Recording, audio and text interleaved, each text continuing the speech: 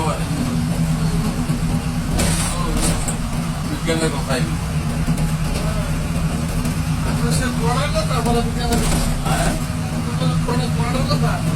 হ্যাঁ কোরআনের ভাই কোরআন হ্যাঁ ঠিক আছে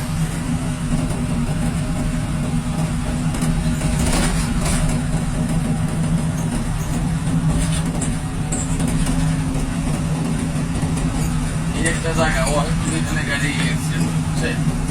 হ্যাঁ এই জায়গাটাকে মূল্যায়ন করে না ড্রাইভারটা চালায় অনেক সময় এখানে